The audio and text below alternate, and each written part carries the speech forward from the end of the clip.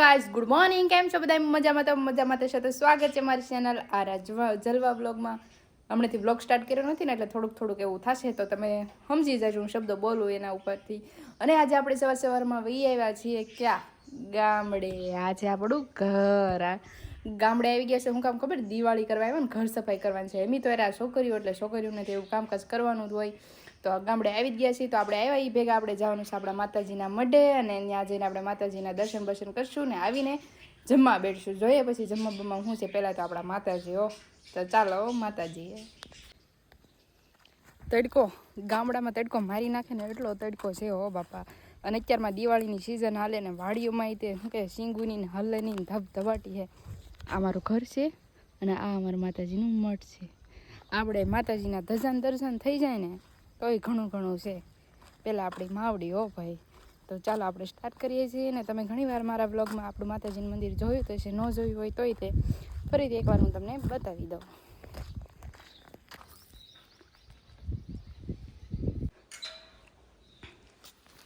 Guys, આ છે આપણું મઠ, સરસ મજાનું.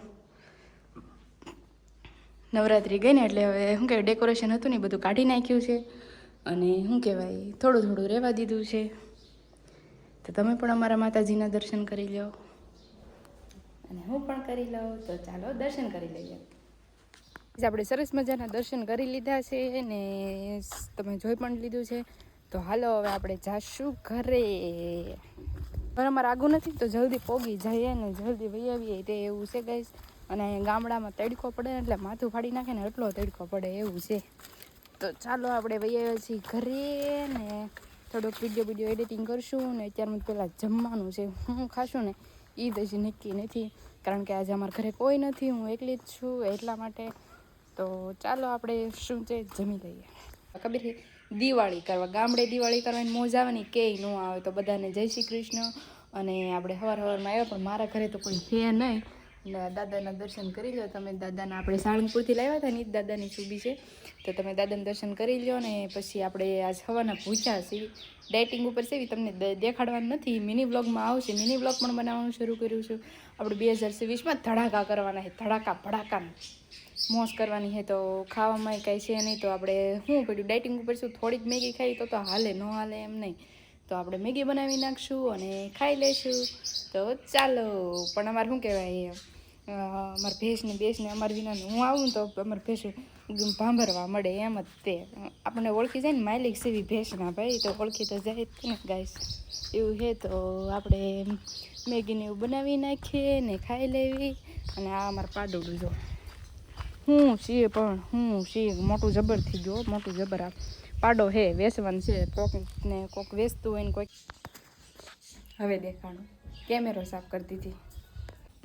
તો આપણે એક ટમેટું, એક મરચું, એક બટેટું ને એક ડુંગળી મેગી બનાવવા માટે લઈ લીધી છે. મેગીનો વગર બગર નાખી દીધો છે, ઉકળે એટલે મેગી નાખી દેવાની છે. પણ આને પહેલાં મને હે ને કાશી મેગી બહુ ભાવે. કોને કાશી મેગી ભાવે જરાક કોમેન્ટ કરી દેજો. મને તો બહુ ભાવે હો, હું તો ખાધા જ કરું. ગાઈઝ ફાઇનલી આપણે આવી ગયા છે ફરીથી ને વાગી ગયા છે કેટલા વાગ્યા તો મને નથી ખબર. પણ આજો હું છે ખાવાનું આપું એમ કે એનો ખાવાનો ટાઈમ થઈ ગયો. તો આપણે એને નીરી દઈએ અને પછી આપણે એને પાઈ લઈએ ને એવું કરી નાખીએ. આપણે સરસ મજાના તૈયાર થઈ ગયા નાઈને ધોઈને આવ્યા. એટલે ઘરનું કામ હતું થોડુંક, તો પછી નાહી નાખ્યા, માથું ધોઈને ભેંસને નીરી નાખ્યા ને થોડુંક કામ છે પતાવી દઈએ. નીરી બીરી દીધું છે. અને આજે હું તમને એક વાત કહીશ કે આજે મેં છે ને ઓનલાઈન ઓર્ડર કરેલો હતો. એક આપણે શું કહેવાય મીશોમાંથી ઓનલાઈન ઓર્ડર કરેલો હતો, પ્લાઝાનો કરેલો હતો. તો અમારે અહીંયા ગામડે આવે જ છે. અમે ગામડાનું જ બધું લોકેશન નાખ્યું હતું. પણ ભાઈ એ તણસા ઊભા હતા. મને ફોન કરીને એણે એમ કીધું કે હું તણસા ઊભો હોય કે તમારું પાર્સલ છે ટોપ 3નું છે એમ. મેં કીધું વાંધો નહીં ભાઈ, હું ટોપ 3 આવું ત્યારે ફોન કરજો એમ. તો એ ભાઈ કે હું ટોપ 3 નો આવું ને આમ ને તેમ ને એવું બધું લપ કરવા મળ્યો. પછી કે તો પછી હું કહું સારું તો ભાઈ કેન્સલ કરાવી નાખો. હું કહું એમ. તે ઓર્ડર કેન્સલ કરી નાખ્યો. એવું ફ્રોડ થાય અહીંયા જો અમારા ગામડામાં આવીને પછી એક આ વાંધો સારું ગમે એ કંઈક આપણે ઓર્ડર કરીને તો આવે નહીં ને આવે તો પછી આવું બધું થાય એવું છે. તો શું કહેવાય એવું બધું થયું. અને અહીંયા તો હારી ટાઈટ હોવા મળી. શિયાળો આવી ગયો ને એને જેવું થવા મળ્યું ગાઈસ. તો શિયાળો શરૂઆત તો થઈ જ ગઈ છે. આ બધું શું કહેવાય બોટને બધું ફાટવા મળે એટલે શિયાળો થઈ ગઈ ને. અહીંયા હું તમને આવીશું બતાવવા શું કહેવાય બદામ બતાવવા આવી. અમારે અહીં બદામડી કવડી મોટી થઈ જો આખી આમ ઓલી થઈ ગયેલી. અહીં બદામ આવેલી છે હું તમને જો પાકી નથી, કાશી હજી તો આવી, કાશી બદામ આવેલી છે, પાકી ના આવી. હું તમને કહું કવડી મોટી બદામ છે અમારે અહીંયા, મોટી જબર. આ જો કેટલી બધી બદામ અહીંયા આવેલી છે. આ બધી જે કાશી છે, આ કાશી બદામ મારે છે ને મીઠું મરચું ખાય ને તો મજા આવે એવું છે ગાઈસ. મીઠું મરચું ખાવી તો એને મજા આવે. અને બીજું અમારા બગીચામાં આ છે, આ શેનું છે? આ તો બધા કહે છે કે રુદ્રાક્ષનું ઝાડવું છે, પણ આ રુદ્રાક્ષનું કોને ખબર, કે ધોળા ધોળા નાના નાના ફૂલ આવે. બાકી રુદ્રાક્ષ તો હજી સુધી આવ્યો નથી અમારે. અને બીજું અમારે ઓલામાં છે એક વસ્તુ, એ હું તમને બતાવું કે બીજું શું છે. અહીંયા કેદુનું કંઈ આવે નહીં તો ઝાડિયા થઈ જશે. આ તમને આ તમારે તમે આને શું જોયું કે જરાક એમ એના આવળા કેવી આવળા બહુ મજા આવે ગઈ જાય આને ખાવાની. બહુ શું કહેવાય,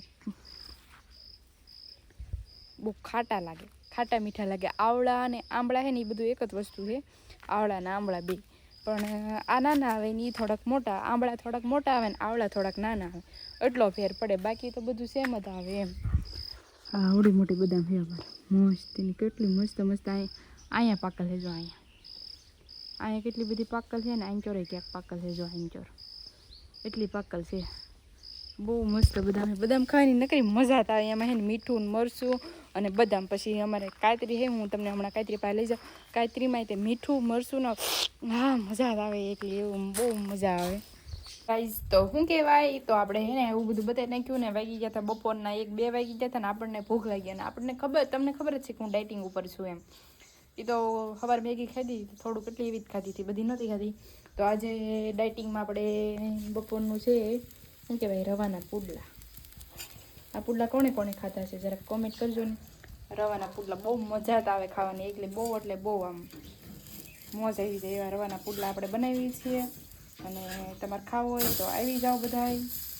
મને આવડે હો, પાછું નથી આવડતું એમને, ઘણું બધું બનાવતા આવડે મને. શાક રોટલાને એવું ન ઓછું ભાવે, બાકી પણ આ તો વધારે તો આપણને મજા આવે ખાવાની અને બનાવવાની. ચાલો તો મળીએ. તો આપણે શું કહેવાય, સરસ મજાના તૈયાર થઈને પછી આપણે તમે જોયું એમ આપણે ખાઈ લીધું હતું. પછી આપણે કંઈ કર્યું નહોતું અને વાગી ગયા છે સાંજના 5:30 થઈ ગયા છે. અને આપણે સમય થઈ ગયો ગ્રીન ટી પીવાનો, કારણ કે આપણે ડાયટિંગ ઉપર છે ને, કસરત બસરત કરવી કે નહીં એટલા માટે. તો સવાર ક્યાં યાદ આવી ગયું ગાઈઝ મને, હાનકોને આપણે ગ્રીન ટી પીવાનો ટાઈમ થઈ ગયો. તો આપણે સરસ મજાની VIP ચા પી લેવી અને પછી મળી જાય. ગ્રીન ટી લઈને આપણે વહી છીએ ધરાબામાંથી. હું ગ્રીન ટી લઈને શું કહેવાય, કેટલા સમય પછી હું ધરાબામાંથી આવી જ નહોતી. ત્યાં તો આપણે ભાવનગરમાં દેખો